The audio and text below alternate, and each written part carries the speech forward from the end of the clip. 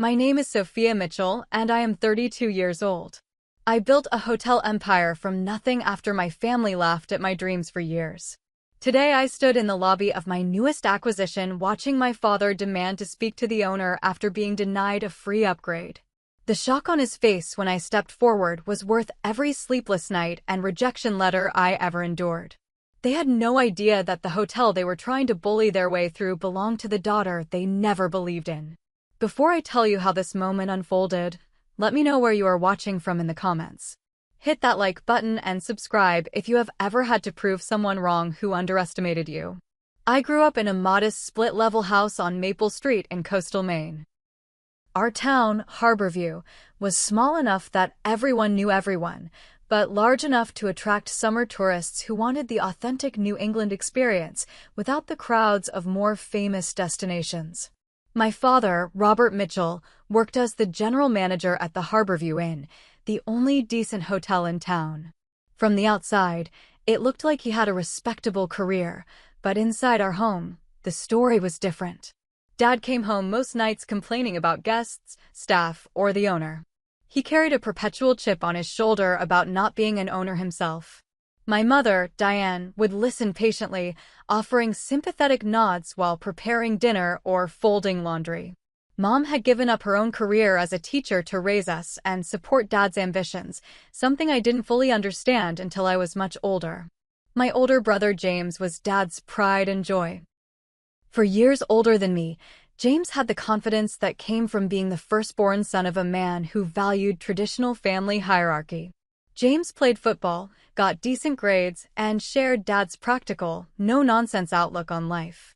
When James spoke, Dad listened. When James had ideas, Dad considered them seriously. My younger sister Ashley was 2 years behind me. Pretty and sociable, she learned early to navigate family dynamics by aligning herself with whoever held power.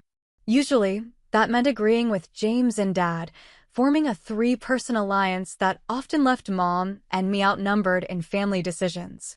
And then there was me, the middle child, always a bit out of step with everyone else. From the age of 9, I was fascinated by hotels. It started during a rare family vacation to Boston. While my siblings complained about sharing a room, I was entranced by everything about the hotel we stayed in. I noticed how the front desk staff remembered guests' names, how the housekeeping carts were organized, how the breakfast buffet was arranged for maximum efficiency. I bombarded the concierge with questions until Dad pulled me away, embarrassed by my curiosity. When we returned home, I started creating my own hotel designs and notebooks, imagining spaces that would make guests feel both special and comfortable. I would rearrange my bedroom furniture constantly, trying to maximize the flow and functionality of the space. For my 12th birthday, I asked for a label maker so I could organize my belongings the way hotel staff organized supplies. Dad thought my interest was cute at first, in a dismissive way. But as I grew older and continued to talk about hotels and hospitality, his amusement turned to irritation. During dinner one night when I was 14, I excitedly shared an idea about hotels offering personalized welcome packages for guests based on the purpose of their trip.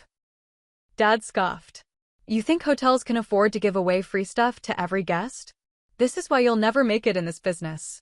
It's about the bottom line, not fairy tale experiences." James snickered. "Yeah, Soph, in the real world businesses need to make money." Ashley, always quick to follow their lead, added, "Not everyone can be as fancy as Sophia wants to be." Mom offered a week. "You have such a creative mind, honey," but her defense was drowned out by Dad's continued lecture about profit margins and occupancy rates. This became the pattern of our family interactions. I would share an idea or dream, and Dad would shoot it down, usually with James as his backup. Mom would offer token support, but never enough to actually stand against Dad. Ashley would observe carefully and then pick the winning side. Despite this, or perhaps because of it, my determination only grew stronger. I worked harder at school, knowing education would be my ticket out.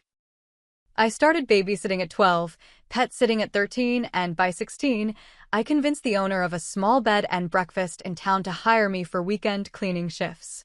I saved every dollar, hiding my money in a locked box at the back of my closet. I knew I would need it. When I was accepted to Cornell University with a partial scholarship to study hotel administration, Dad was unimpressed. Universities don't teach you what really matters in running a hotel. You're wasting your time and money on fancy theories. When I pointed out that his boss, the owner of the Harborview Inn, had the same degree, he dismissed it. He was born rich. His family had connections. You don't. The scholarship covered about half of my tuition, but my parents refused to help with the rest, insisting they needed to save for James' law school and Ashley's future college expenses. I didn't argue. The night before I left for college, I emptied my savings box, combined it with a student loan, and promised myself I would find a way to make it work. For the next 4 years, I lived on ramen noodles and coffee, worked 2 part-time jobs, and still managed to graduate with honors. I invited my family to my graduation ceremony. Dad and James claimed they were too busy. Mom and Ashley came, but spent most of the time talking about Ashley's upcoming senior prom. When my name was called and I crossed the stage, I heard Mom clap, but when I looked into the audience afterward, they had already left to catch an earlier flight home. That night, surrounded by classmates celebrating with proud families, I sat alone in my nearly empty apartment and made a promise to myself. I would build something so undeniably successful that even my family couldn't diminish it. And I would do it completely on my own. With my degree in hand and determination in my heart, I moved to Boston and took an entry-level position at the front desk of a mid-sized chain hotel. The pay was barely enough to cover my tiny studio apartment and student loan payments, so I picked up a second job waiting tables at night. For 18 months, I worked double shifts, studied hotel management journals in my scarce free time, and observed everything I could about how successful hotels operated. My break came when I was promoted to assistant manager at a struggling boutique hotel called the Harrington. The property had charm and history, but was hemorrhaging money due to poor management and outdated systems. The owners, an elderly couple who had inherited the business from family, were considering selling at a loss. I saw an opportunity to prove myself. With nothing to lose, I approached the owners with a detailed proposal for turning the hotel around. They were skeptical, but desperate enough to give me 3 months to implement my ideas before making a final decision about selling. I completely revamped the hotel's online presence, personally responding to every negative review with solutions. I trained the staff to collect and use guest preference data to create personalized experiences. I reallocated the limited renovation budget to focus on key first impression areas like the lobby and bathrooms rather than spreading it thin across the entire property. I introduced a local artisan breakfast program that cost less than the previous buffet but created a unique selling point we could promote. Within 2 months, occupancy rates increased by 30%. By the end of the 3-month trial, we were operating at a modest profit for the first time in years. The owners were amazed and offered me a permanent position as general manager with a significant raise and small percentage of profits. It was during this turnaround project that I met Natalie Williams. Natalie was a 60-year-old hotel executive who had risen through the ranks when women in upper management were rare in the industry. She came to stay at the Harrington while visiting her grandchildren in Boston and was impressed by the personal welcome note and local guidebook specifically curated for grandparents that I had arranged for her room. She asked to meet the manager responsible, and we ended up talking for hours about the hospitality industry. Natalie became my mentor, offering advice on career moves and introducing me to her extensive network of industry contacts. She saw something in me that reminded her of herself, she said, a hunger to prove myself and an instinctive understanding of what makes a great guest experience. Over the next 3 years, I strategically moved through positions at increasingly prestigious properties, building my reputation and refining my management philosophy. I lived frugally, saving as much as possible while also working to build excellent credit. I maintained minimal contact with my family during this time, sending birthday cards and calling on major holidays, but our conversations remained superficial. I was 28 when Natalie called me about a small 20-room inn outside of Providence, Rhode Island that was going into foreclosure. The property had good bones, but had been mismanaged for years.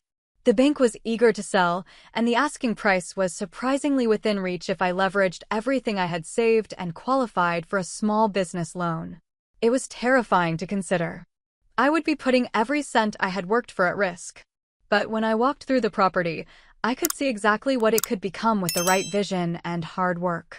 With Natalie guidance, I secured financing, and 2 months later, I became the proud, terrified owner of what would become the first Monarch hospitality property. I lived in one of the hotel rooms for the first year, pouring every dollar back into renovations. I did much of the cosmetic work myself, painting walls late at night after handling the front desk all day. I hired staff carefully, looking for people who shared my vision for personalized service. I implemented technology systems that would allow us to track guest preferences without being intrusive. I formed partnerships with local businesses to create unique experiences for guests. Slowly, the property transformed. Reviews began to improve. Repeat bookings increased. Local media covered our unique approach as a fresh addition to the area's hospitality options. By the end of the first year, we were operating at a sustainable profit. I named the hotel the Chrysalis Inn, symbolic of the transformation from caterpillar to butterfly. The butterfly motif became subtle branding throughout the property, from the logo to small butterfly design elements in the wallpaper and fixtures. Little did I know then that this would become the foundation for what would eventually be known as the Monarch Hospitality brand. When the hotel had been successfully operating for 18 months, I decided it was time to share my achievement with my family. I hadn't seen them in person for over 2 years at this point. I sent formal invitations to a small opening celebration for the rebranded property, booking and paying for their travel arrangements in advance so there could be no financial excuses. I was nervous but excited as I prepared for their arrival. Part of me still hoped that seeing my success firsthand would finally earn their approval. The naive part of me that never quite gave up on the dream of family support was about to get a harsh reality check. The grand reopening weekend of the Chrysalis Inn should have been one of the proudest moments of my life. I had transformed a failing property into a charming, profitable boutique hotel with glowing reviews and a growing list of repeat guests. I had done exactly what my father had always said I couldn't do. They arrived late Friday afternoon. Dad immediately complained about the 2-hour drive from the airport, though I had offered to arrange a car service, which he declined. Mom complimented the lobby decor, but in the same breath mentioned that the color scheme would show dirt easily, a practical concern I should have considered. James asked about the profit margins within the first 10 minutes of arrival, skeptical when I explained our current numbers and growth projections. I gave them a tour of the property, pointing out the thoughtful details I had incorporated: the locally sourced bathroom amenities, the custom blend coffee program, the handcrafted furniture from Rhode Island artisans. Ashley seemed momentarily impressed by the Instagram-worthy breakfast presentation, until James made a comment about it seeming unnecessarily fancy, at which point she quickly agreed with him. The moment that truly crushed me came at dinner that night. I had arranged a private meal with a local chef in our small event space, featuring regional specialties and wine pairings. I was explaining my vision for expanding the experiential aspects of the hotel when Dad interrupted. "Looks like you got lucky with this place, Sophia. Property values in this area have been rising, and the tourism board has been pushing the region pretty hard. I wouldn't count on this level of success continuing once the novelty wears off or if the economy takes a downturn." I felt like I'd been slapped. Lucky? I had worked 16-hour days for years. ID researched the area extensively before purchasing, including growth projections and economic stability factors. ID created detailed business plans and contingency strategies. Luck had nothing to do with it. Mom must have seen something in my expression because she quickly jumped in with, "What your father means is that it's wonderful you've done so well, but it's smart to be cautious. We just don't want to see you disappointed if things change." James raised his glass in a mock toast. "To Sophia, lucky break. Enjoy it while it lasts, sis." Ashley giggled and clinked her glass against his. I excused myself to check on a kitchen issue and spent 5 minutes in the storage closet, breathing deeply and blinking back tears. When I returned, I was professional and composed, steering the conversation to neutral topics for the remainder of the evening. They left Sunday morning, earlier than planned, because James suddenly remembered an important meeting on Monday he needed to prepare for. The parting was awkward, with vague promises to visit again soon that we all knew were empty. After they left, I sat alone in my office, surrounded by the carefully crafted business plans, positive reviews, and growth projections that my family hadn't bothered to take seriously. Something hardened in me that day. The last lingering hope that I could win my family's approval finally died, and in its place grew a steely determination. If they couldn't see my worth now, I would build something so undeniably successful that the entire industry would recognize it, whether my family did or not. For the next 5 years, I poured everything into expanding Monarch Hospitality. I used the profits and additional financing to acquire a second struggling property in Newport, Rhode Island, applying the same transformation formula with some refinements based on what I had learned. When that succeeded, I expanded to a third location in the Berkshires of Massachusetts.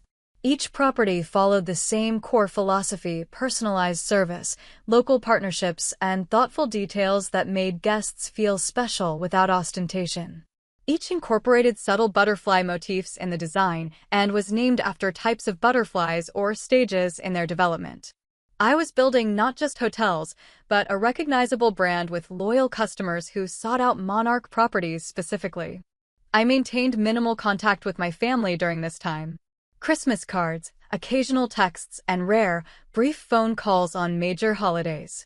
They knew I was continuing in the hotel business, but showed little interest in the details.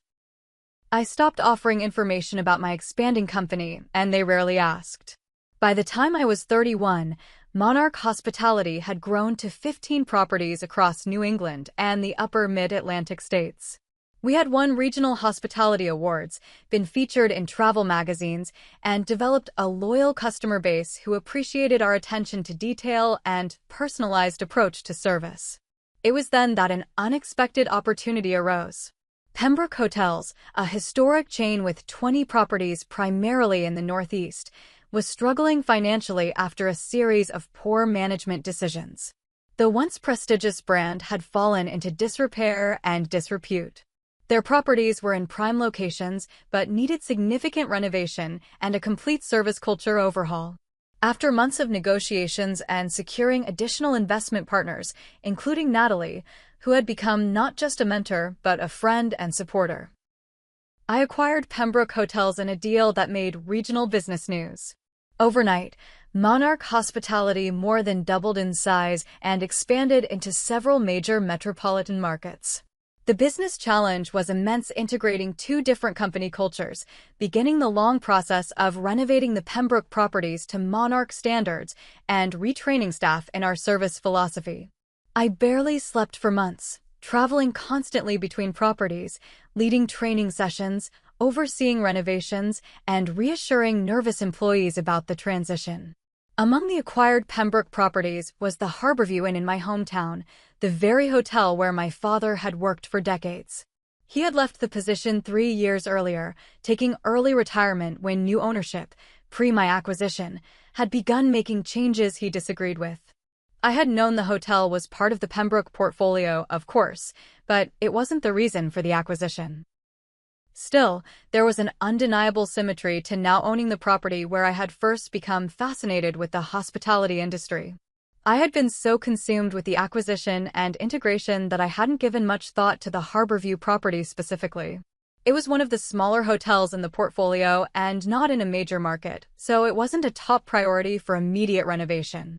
I had assigned a regional manager to oversee it along with 3 other New England properties and trusted them to maintain our standards until we could implement a full Monarch transformation. It was pure coincidence when, scrolling through social media late one night between property visits, I saw a post from my sister Ashley. Looking forward to the big family reunion next month at the Harborview Inn. The whole Mitchell clan together again for Mom's 60th. I stared at the screen, momentarily confused. My mother's birthday was indeed next month, but no one had mentioned a family reunion to me, much less one at what was now my hotel. There were dozens of comments from extended family members confirming their attendance, discussing travel plans, and reminiscing about past family gatherings. My name wasn't mentioned once. I had been explicitly excluded from my own mother's birthday celebration, which was being held in a hotel that I now owned. The irony was almost too perfect. I put down my phone and walked to the window of my hotel suite in Chicago, looking out at the city lights. I should have felt hurt, and part of me did. But mostly, I felt a strange sense of clarity. This was an opportunity, though I wasn't yet sure for what. I picked up my phone again and called my assistant. We needed to make some changes to my schedule for next month. I would be personally overseeing some renovations at our Harborview property. The coastal air felt different somehow as I drove my rental car into Harborview for the first time in nearly a decade. The town had changed subtly. Tourism had clearly increased, with new shops and restaurants along the main street, but the essential character remained. I could still navigate the streets from muscle memory, turning automatically toward the harbor where the Harborview Inn stood overlooking the water. The hotel itself had undergone some of the initial Monarch upgrades over the past few months. The exterior had been repainted in our signature navy and cream color scheme, and subtle butterfly motifs had been incorporated into the signage. Inside, the lobby had been completely renovated with the warm, welcoming aesthetic that characterized all Monarch properties, with natural materials, comfortable seating areas, and local artwork. I had arrived 3 days before the scheduled family reunion, giving myself time to prepare mentally and ensure the property was running smoothly. The staff had been told that the owner of Monarch would be visiting for a property inspection, but I had instructed the regional manager not to make a big announcement about my personal connection to the town. I wanted to observe operations as naturally as possible. I checked in under the name Sophie Mills, a slight variation of my name that would allow me to move through the hotel without immediate recognition. The front desk staff was professional and welcoming, following the Monarch service standards well. My room was on the 3rd floor, a standard king with a partial ocean view. I hadn't booked the best room intentionally. I wanted to experience the hotel as a typical guest would. For the first 2 days, I immersed myself in the hotel operations, sitting in on staff meetings, reviewing renovation plans for the next phase, and quietly observing guest interactions. I had dinner in the hotel restaurant both nights, taking notes on the service and food quality.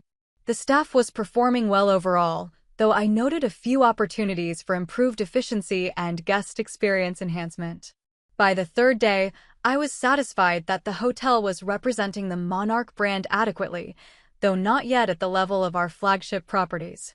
That afternoon, I sat in a corner of the lobby with my laptop, ostensibly working, but actually watching as the first members of my extended family began to arrive for the reunion. First came my mother's sister, Aunt Paula, and her husband, followed by cousins from my father's side with their children in tow. They checked in without incident, exclaiming over the hotel's recent renovations. No one gave me a second glance, which wasn't surprising. I had changed significantly over the years, wearing my hair differently and dressing in the polished business attire that had become my uniform rather than the casual clothes they would remember. As evening approached, more family arrived, including my parents, James, his wife Melissa, and Ashley with her boyfriend. I watched from behind my laptop screen as they entered the lobby, my father immediately assessing the space with a critical eye. I could read his body language even from a distance, the slight frown, the way he scanned the room looking for flaws. Some things never changed. After they checked in and disappeared to their rooms, I retreated to my own suite to prepare for the inevitable encounter. I changed into a simple but elegant black dress, applied minimal makeup, and steeled myself for what was to come. I had no concrete plan, preferring to let the situation unfold organically, but I was determined to maintain my composure regardless of what happened. I returned to the lobby around 7, when I knew most of the family would be gathering before dinner. I positioned myself at the small hotel bar, nursing a sparkling water and watching as my extended family reunited with hugs and laughter. No one approached me or seemed to recognize me, which was both a relief and strangely painful. The group grew louder as more people arrived and drinks were served. I observed my mother accepting birthday wishes and gifts, looking older than I remembered, but smiling genuinely. My father held court with his brothers, gesturing emphatically as he always did when sharing his opinions. James and Ashley moved between groups, playing the role of gracious hosts despite not actually hosting anything.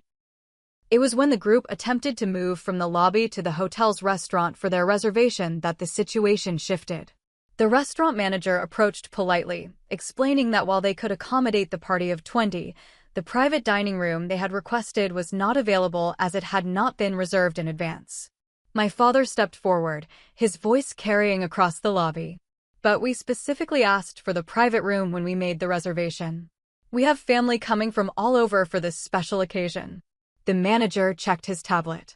I'm sorry, sir, but there's no note about a private room in the reservation. We can seat you in the main dining room, but the private space is already booked for another event. This is unacceptable, my father said, his voice rising. Who runs this place now anyway? The service has gone downhill since I worked here. I want to speak to the manager. I am the manager, sir, came the patient reply. Then I want to speak to the owner, my father demanded. I used to be the general manager here for 20 years. I know the owner would want to accommodate a loyal former employee. This was the moment. I took a deep breath, set down my glass, and walked calmly toward the growing scene. I nodded to the restaurant manager, who looked confused, but stepped aside. Is there a problem here? I asked, my voice steady despite my pounding heart. My father barely glanced at me. This doesn't concern you, miss. I'm trying to resolve an issue with the management. Dad, James said suddenly, his eyes widening as he looked at me more closely. I think that's... Sophia? My mother gasped, finally turning her full attention to me. The lobby seemed to fall silent as all eyes turned in my direction. I smiled, the professional smile I had perfected over years of handling difficult situations in my hotels. Hello, everyone. It's been a while. My father stared, his expression shifting from confusion to shock. Sophia? What are you doing here? Well, as you were just saying, Dad, you wanted to speak to the owner.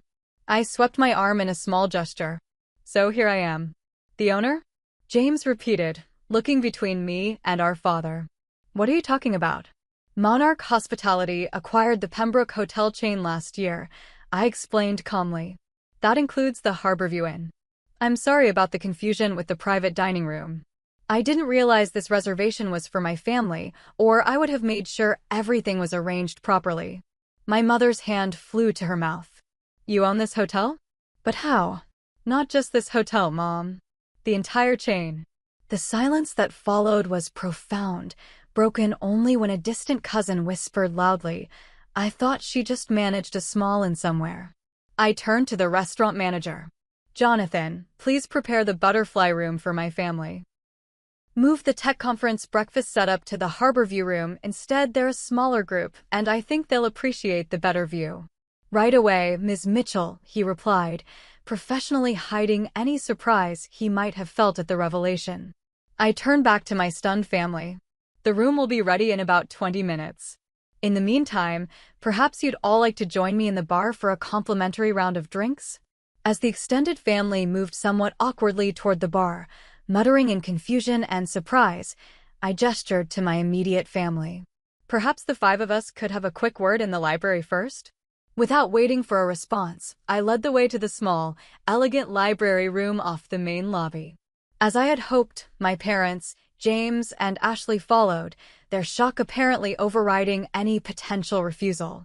As the door closed behind us, the facade I had carefully maintained began to feel heavy. I was standing in a room with the people who should have been closest to me but who felt like strangers. People who had planned a family gathering and explicitly excluded me, not knowing they were doing so in my own hotel. The irony was almost too perfect. What followed would either be a long overdue confrontation or the beginning of a new understanding. Either way, there was no turning back now.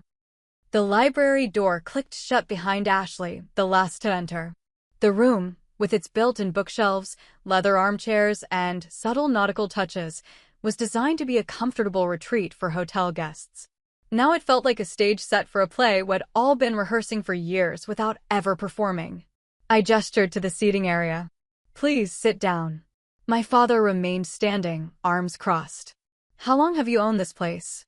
The Harborview specifically? About 8 months. But Monarch Hospitality now owns 35 properties across the Northeast and Mid-Atlantic. 35 hotels? James couldn't keep the shock from his voice as he sank into an armchair. My mother perched on the edge of a leather sofa, her birthday corsage slightly askew.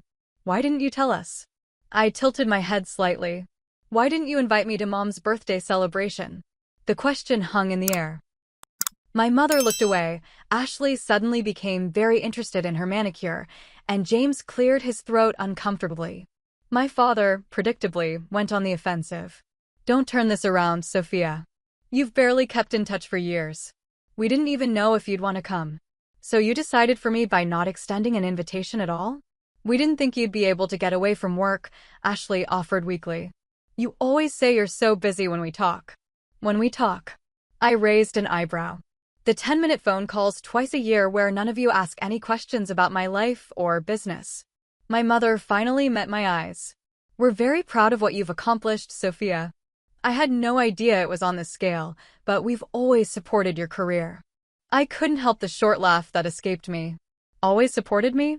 Mom, do you remember when I got accepted to Cornell? Dad said I was wasting my time and money. You refused to help with tuition while paying for James' law school and promising the same for Ashley. That was different, my father interjected. James was studying something practical.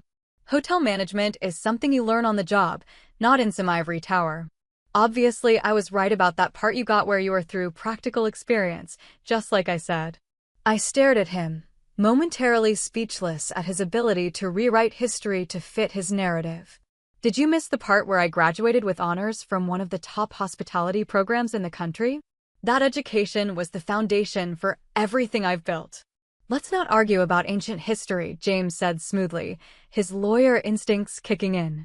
The important thing is that we're all together now, and clearly we've got a lot to celebrate. Sophia's success, Mom's birthday, it's a family reunion in the truest sense. I recognize the tactic diversion, moving to positive ground, avoiding accountability. It might work in a courtroom, but not with me. It's interesting that you're suddenly interested in celebrating my success, James. The last time I shared an achievement with this family was when I opened my first hotel. Dad said I got lucky. You toasted to my lucky break that would probably fail, and then you all left early. James had the grace to look slightly embarrassed. I was just giving you a hard time. That's what brothers do. No, James. Brothers support their sisters. Brothers defend their sisters when their fathers tear down their dreams. Brothers show up for graduations and business openings. That's what brothers do. My mother dabbed at her eyes with a tissue. We've made mistakes, Sophia. We're not perfect parents. But we love you. We always have. I believe that you love me, Mom. I softened my tone slightly. But you never stood up for me. Not once when Dad or James dismissed my goals or belittled my achievements. My father scoffed. So that's what this is about? Poor Sophia didn't get enough praise and validation? You've orchestrated this whole ambush to make us feel guilty? I took a deep breath, refusing to rise to his bait. This wasn't an ambush, Dad. I came to inspect one of my properties, which happens to be in my hometown. You planned a family gathering at my hotel without inviting me. If anyone's been ambushed here, it's me. Ashley, who had been uncharacteristically quiet, finally spoke up. I remember when we were kids, you used to rearrange your bedroom furniture constantly. Mom would get so annoyed because you'd scratch the hardwood floors. She leaned forward. You were practicing, weren't you? For this? The unexpected observation, so simple yet accurate, momentarily threw me off balance. Yes, I suppose I was. A brief silence fell, broken when my father shook his head. Well, congratulations on your success, Sophia. I suppose you learned something from watching me all those years. Hotel management is in your blood, after all. And there it was, the attempt to take credit, to position himself as the source of my success rather than the obstacle I had overcome. I had anticipated this exact response. What I learned from watching you, Dad, was what not to do. I built Monarch on principles that are the opposite of how you managed. You ruled by intimidation. I lead through empowerment. You focused on cutting costs. I invest in experiences. You saw guests as demanding inconveniences. I see them as the reason we exist. My father's face flushed red. Now wait just a minute. But I wasn't finished. Every single thing you've dismissed as unnecessary or frivolous in the hospitality industry, personalized service, attention to detail, employee satisfaction programs, these are exactly what have made Monarch successful. I built this company by doing everything you said wouldn't work. James leaned forward, his expression suddenly thoughtful. How much is Monarch worth now? Of course, that would be his question. Always the bottom line with James. That's not something I discuss casually, even with family. Especially with family. Come on, Soph, he cajoled, using the childhood nickname I had always hated. We're talking about potentially significant family assets here. My success is not a family asset, James. Monarch Hospitality is my company, built with my work, my vision, and my risk-taking. The only people who share in its success are those who supported its creation: my investors, my dedicated employees, and my mentors. So that's it? Ashley said, her voice rising. You've made it big and now you're too good for your family? Is that why you're doing this, making us look stupid in front of everyone, showing off how successful you've become without us? I looked at my sister, seeing the insecurity beneath her defensive anger. I didn't invite 24 extended family members to a celebration at my hotel without including me. That's what you've done, not me. I'm simply here doing my job. My mother reached for my hand, which I allowed after a moment's hesitation. Sophia, please. It's my 60th birthday. Can't we put aside these old hurts for one weekend and try to be a family again? Her plea was sincere, I could see that. And perhaps in another life, I might have yielded, might have pushed down my feelings yet again for the sake of family harmony. But I had spent too many years working on my self-worth to compromise it now. I want you to enjoy your birthday, Mom. The private dining room will be ready for your celebration, and everything will be taken care of. I won't disrupt your plans. But I won't pretend that everything is fine between us when it isn't. My father, who had been silently seething, finally exploded. This is ridiculous. You show up out of nowhere, throw your success in our faces, and then play the victim? If this is how you've chosen to run your life, cutting off your family, holding grudges, you're going to end up alone, Sophia. All the hotels in the world won't keep you warm at night. I met his gaze steadily. I'd rather be alone than surrounded by people who can't celebrate my success without trying to claim it or diminish it. My father grabbed my mother's arm. Come on, Diane. We're leaving. I won't stay in this hotel another minute. Robert, my mother protested weakly. It's my birthday weekend. Everyone's here. We can move to another hotel. One not owned by your ungrateful daughter. James stood up, always quick to follow our father's lead. Dad's right. This is too awkward now. My mother looked torn, her eyes moving between my father and me. Ashley hesitated, then said, What about all the arrangements? The cake, the dinner reservations? My father was already heading for the door. Well, figure it out. I'm not spending another minute being made to feel like a villain in my own family. As he reached for the door handle, I spoke one last time. The private room is still yours if you want it, Mom. Happy birthday. My father yanked open the door and stormed out. After a moment's hesitation, James followed. Ashley gave me a long, unreadable look before taking my mother's arm and gently leading her out. At the threshold, my mother turned back. I'm sorry, Sophia, she said softly. For everything. Then they were gone, leaving me alone in the quiet library, surrounded by books filled with stories that probably made more sense than my own family drama. I sat down in one of the leather chairs, feeling strangely empty. This confrontation had been building for years, yet now that it had happened, I didn't feel the catharsis I had expected. Just a hollow sadness for what should have been, what could have been, if only my family had been different. I gave myself 5 minutes to sit with these feelings, then straightened my shoulders and stood up. I had a hotel to run, guests to take care of, and staff who were undoubtedly confused by the unfolding drama. Whatever happened next with my family, I had responsibilities that wouldn't wait. As I reached for the door, I caught a glimpse of myself in the small mirror on the wall, sturdy, composed, resilient. Whatever storm was coming next, I was ready for it. I had just finished explaining the situation to the restaurant manager when the commotion erupted at the front desk. My father's voice carried across the lobby, loud and indignant. "What do you mean my card is declined? Try it again. This is ridiculous." I moved closer, observing the scene while staying partially hidden behind a decorative column. The front desk clerk, a young woman named Tara who had impressed me with her professionalism during my stay, maintained her composure admirably. "I'm sorry, sir. I've tried both cards twice. Perhaps you could try calling your bank?" My mother stood beside my father, her face flushed with embarrassment. Behind them, James was frantically checking his own wallet while Ashley whispered urgently to her boyfriend. I knew exactly what had happened. My father had just tried to check out and move to another hotel, only to discover that his credit cards were at their limit. James was likely in a similar situation given the way he was now arguing with Melissa in hushed tones. I hadn't planned this moment, hadn't orchestrated their financial embarrassment. But watching it unfold, I realized it created an opportunity for clarity that might not come again. My father was now demanding to speak to a manager again, his voice rising. The other guests in the lobby were beginning to stare. Some of our extended family members had gathered as well, looking confused and uncomfortable. I stepped forward. "Is there a problem here?" My father turned, his face reddening further when he saw me. "Your staff is incompetent. My cards are working fine, they must have entered something wrong." I nodded to Tara. "Let me handle this."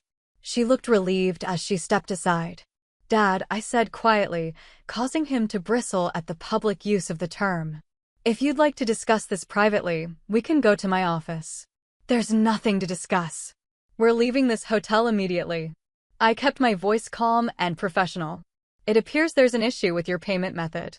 Perhaps we could try another card?" "I told you, there's nothing wrong with my cards." "This is your doing, isn't it?" he accused, lowering his voice but increasing its intensity. "You've somehow flagged our cards just to humiliate us." The accusation was so absurd that I almost laughed. Why would I sabotage my own hotel's payment system? That would be terrible business practice. Behind him, I could see James and Melissa still arguing. From what I could overhear, their cards were maxed out from recent home renovations. Ashley and her boyfriend seemed to be having a similar conversation about their financial situation. My mother stepped forward, her eyes pleading. "Sophia, please. This is so embarrassing." I made a decision. "Mom, Dad, why don't you all come to my office for a moment?" I looked at the gathering crowd of extended family. "The rest of you, please enjoy complimentary coffee and pastries in the garden terrace while we sort this out." I led my immediate family to the small but elegant office I had been using during my stay. Once inside, I closed the door and turned to face them. "This is exactly what I'm talking about," my father began immediately. "Using your position to manipulate and control us." "Dad," I sighed, "this has nothing to do with me. Credit cards get declined for many reasons. It happens to guests every day at every hotel in the world. So you're saying it's just a coincidence that all our cards stopped working right after our conversation?" James challenged. "Yes, that's exactly what I'm saying. I have neither the desire nor the ability to interfere with your personal banking. Though I am curious why none of you have available credit for a single hotel night." My mother sank into a chair, looking exhausted. "Robert's been retired for 3 years, and his pension isn't what we expected. James has been helping us with some expenses, but with his kids' college tuition." She trailed off, and I suddenly saw my family in a new light. My father, proud and stubborn, hiding financial struggles behind bluster and criticism. James, the successful lawyer whose lifestyle was probably leveraged to the hilt. Ashley, always following their lead, but clearly not financially independent either.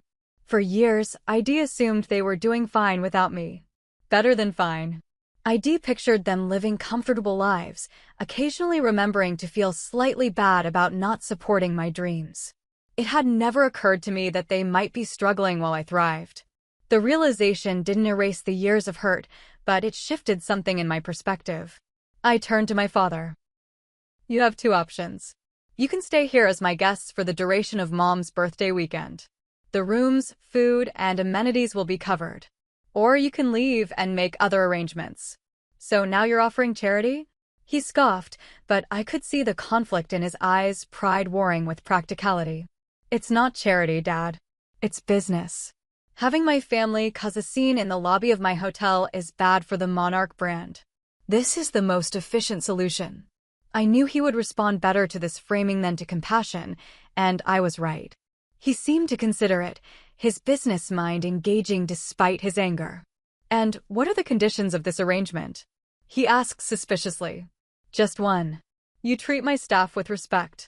Every single person working in this hotel, from the housekeepers to the managers. No yelling, no demands for special treatment, no pulling the "I'm the owner's" family card. My father started to object, but my mother cut him off. That's completely reasonable, Robert. She turned to me. Thank you, Sophia. This is very generous. James looked torn between relief and resentment. This doesn't change anything, you know. You can't buy your way back into the family with free hotel stays. I met his gaze steadily. I'm not trying to buy my way into anywhere, James. I'm offering a practical solution to an immediate problem. What happens with our family long-term is a much more complicated conversation that can't be solved in a weekend. Ashley, who had been unusually quiet, suddenly spoke up. I think we should stay. She looked at our father. Dad, it's Mom's birthday. Everyone's already here. And she hesitated, then continued with surprising candor. And maybe we need to admit that Sophia has built something impressive here. Something none of the rest of us could have done. My father's jaw tightened, but before he could respond, there was a knock at the door. Come in, I called. Jonathan, the restaurant manager, poked his head in. MS. Mitchell, the butterfly room is ready for your family whenever they're ready. And the birthday cake you ordered has arrived. My mother looked at me in surprise. You ordered a birthday cake? I nodded. Yesterday, when I confirmed the private dining room. I assumed you'd still want to celebrate, regardless of other circumstances. This small gesture seemed to affect my mother more deeply than anything else that had happened. Tears welled in her eyes. You've always been thoughtful that way. Even as a little girl, you noticed details the rest of us missed. My father looked between my mother and me, then sighed heavily, the fight seeming to drain out of him somewhat. Well, stay. For your mother's sake. He looked at me directly. But don't think this means I approve of how you've handled things. I held his gaze. I stopped seeking your approval a long time ago, Dad. The words weren't meant to hurt, just to state a truth that needed to be acknowledged. Nevertheless, I saw something flicker in his eyes, something that might have been pain, or perhaps just recognition. My mother stood up, smoothing her dress with shaky hands. We should get back to the others. They'll be wondering what's happening. As they moved toward the door, my father paused. The hotel's different now. Better. I'll give you that much. It was as close to a compliment as he had ever given me about my professional life. I nodded, accepting it for what it was, a small crack in a very thick wall. Ashley lingered after the others had left. It's not just Dad, you know. We've all been jealous. Watching your success from a distance while pretending it didn't matter. Her honesty surprised me. Thanks for admitting that. She shrugged. Doesn't change anything, does it? I considered her question seriously. Maybe not. Or maybe acknowledging the truth is the first step to changing things. I'm not sure yet. She nodded, then followed our parents and James out the door. I remained in the office for a few minutes, processing what had just happened. My family would stay, but under my terms. The power dynamic had shifted irrevocably. What remained to be seen was whether this new dynamic could support something healthier than what we had before, or if it would simply be a different kind of dysfunction. As I prepared to return to the lobby, my phone buzzed with a text from Natalie. How's the hometown visit going? I smiled slightly as I typed my response. Complicated. Tell you all about it later. Then I squared my shoulders and headed out to ensure that, whatever else happened this weekend, my mother would have a birthday celebration worth remembering. The rest of the weekend passed in a strange limbo between tension and tentative connection. My father maintained a stiff politeness that was worlds away from genuine reconciliation, but equally distant from his earlier fury. James oscillated between professional interest in my business success and defensive justifications of his own career choices. Ashley seemed the most genuinely reflective, watching me with curious eyes as I moved through the hotel, interacting with staff and handling small issues that arose. My mother tried desperately to bridge the gaps, alternating between tearful apologies for the past and overly bright enthusiasm about the future. I accepted her efforts with gentle restraint, unwilling to pretend everything was suddenly healed, but equally unwilling to reject her attempts outright. The birthday dinner itself went surprisingly well. The private room looked beautiful, the food was excellent, and the cake, a local specialty with wild Maine blueberries, was a hit. I made a brief appearance, toasted my mother sincerely, and then excused myself to allow the family celebration to continue without the complication of my presence. By Sunday afternoon, most of the extended family had departed, expressing confused but genuine pleasure at seeing me again and extracting promises to stay in better touch. I made no commitments I couldn't keep, but was warmer than I might have been before the weekend began. My parents, James and his family, and Ashley and her boyfriend were scheduled to leave Monday morning.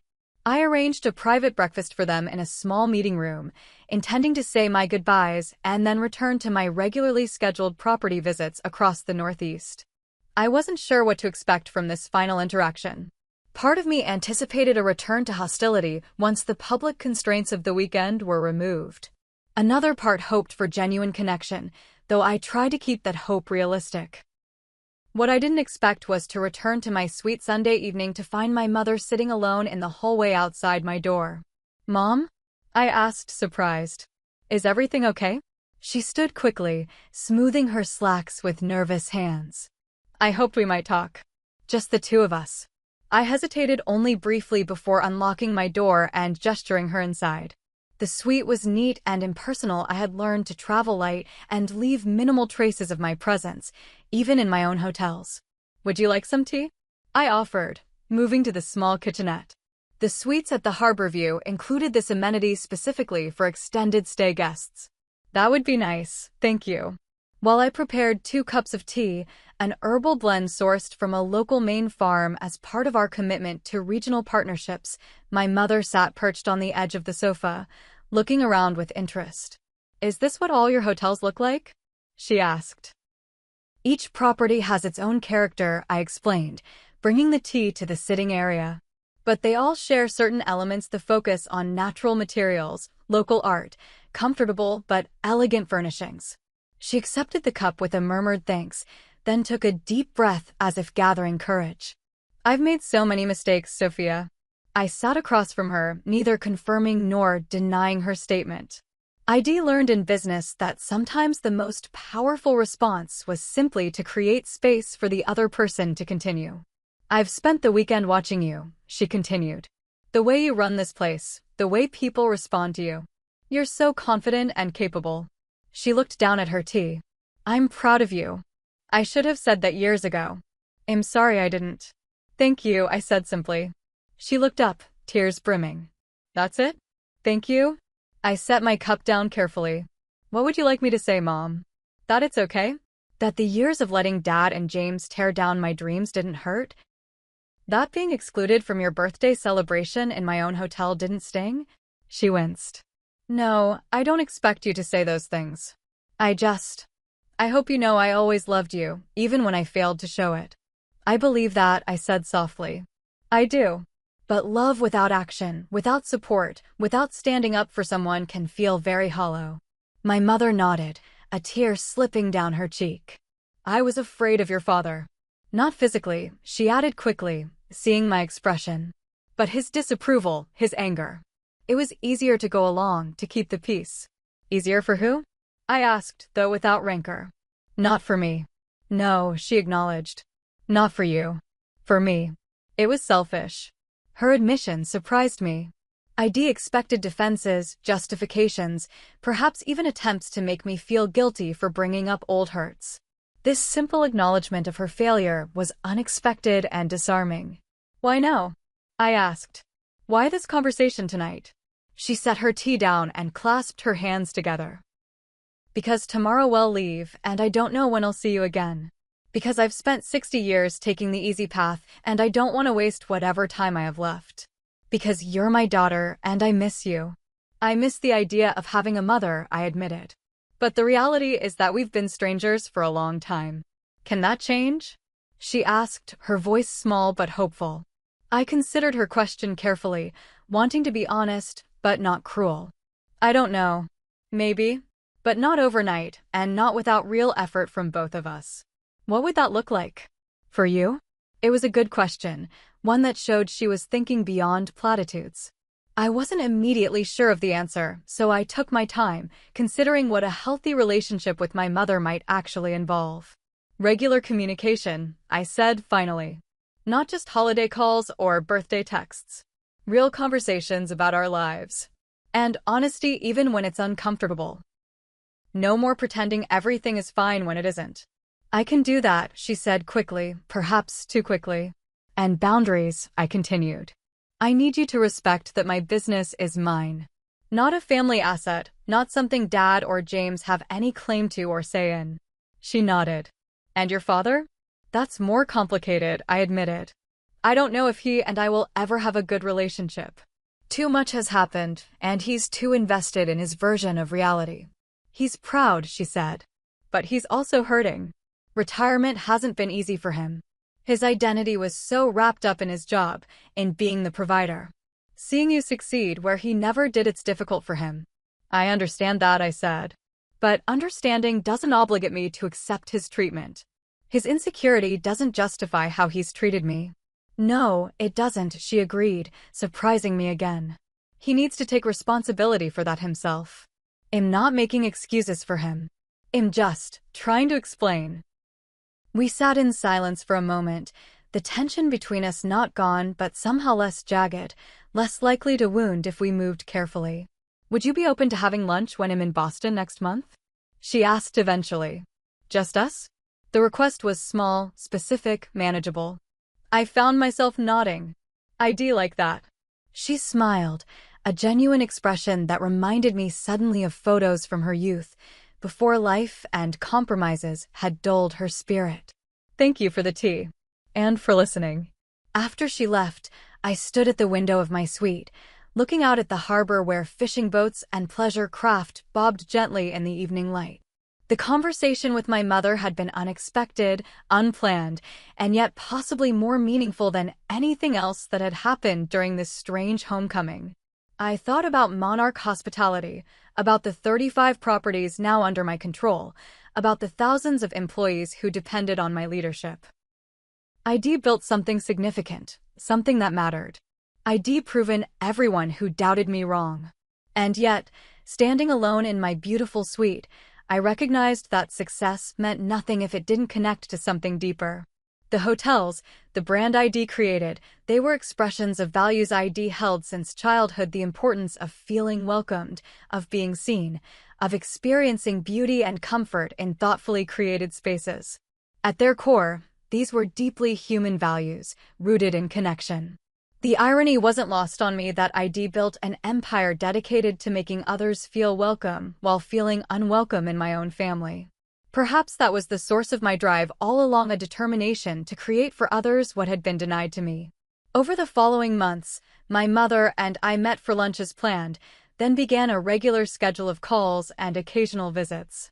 Our relationship wasn't magically healed, but it was evolving into something new, something honest, if fragile. My father remained distant, though he no longer actively criticized my business in the few interactions we had. James eventually reached out with questions about hotel investment opportunities, which I politely but firmly redirected to my company's public investor relations department. Ashley surprised me by applying for a marketing position within Monarch Hospitality. I ensured her application received fair consideration, though no special treatment, and she eventually joined a regional team where her social media expertise proved valuable. The most unexpected development came 6 months after the fateful weekend at the Harborview. I launched a mentorship program for young people interested in hospitality careers, but lacking family support or financial resources. The Chrysalis Initiative, named after my first hotel, provided education, internships, and networking opportunities for promising students who, like my younger self, had dreams but limited means to achieve them.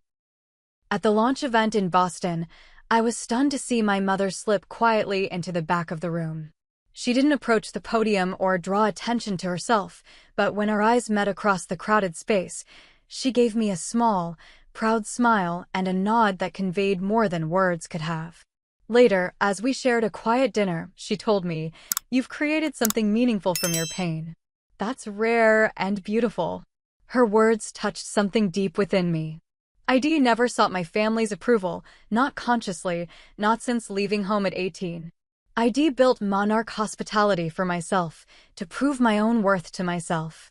But hearing my mother acknowledge not just my success, but the deeper purpose behind it felt like a circle completing, a wound if not healed then at least beginning to scar over. The truth is, we don't get to choose our families. We can't control how they treat us or whether they support our dreams. What we can control is how we respond to that treatment, what we build from the raw materials of our experiences, and who we choose to become despite or because of our origins. I am Sophia Mitchell, owner of Monarch Hospitality, creator of spaces where people feel valued and welcome. My journey began in rejection, but blossomed into something far greater than mere revenge or vindication. It became a mission to transform the very industry my father had used to diminish me, to elevate it with the vision and values he had dismissed as impractical. Sometimes, the people who should believe in us the most are the ones who believe in us the least. Sometimes, the family we create through meaningful work and authentic connections proves more nurturing than the one we were born into. And sometimes, the most powerful response to being shut out is not to force your way back in, but to build something so magnificent that the world can't help but notice and perhaps, eventually, neither can those who once closed their doors to you. Have you ever had to prove yourself to someone who doubted you? How did that experience shape who you became? Share your story in the comments below. And if this journey resonated with you, please like, subscribe, and share with someone who might need to hear that rejection can be the beginning of something beautiful.